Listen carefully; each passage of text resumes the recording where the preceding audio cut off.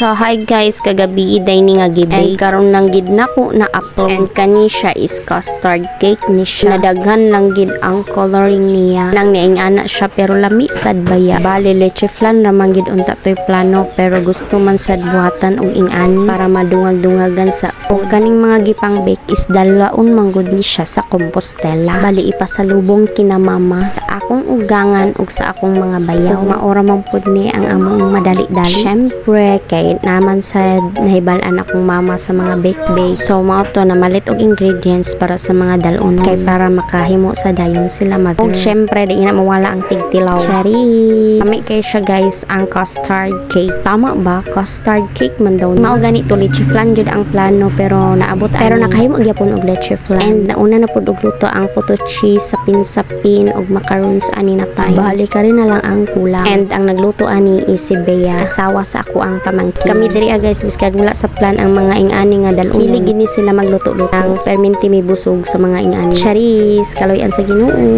Og thank you Lord kay nay pasalubong si Father dito sa Compostela kinamatuog sa ako ang bayaw. So mao to dagan-dagan pod ang naluto. So mao pod to nabusog pod ang tigtila. So mara to, bye bye guys. Salamat sa pagtanaw.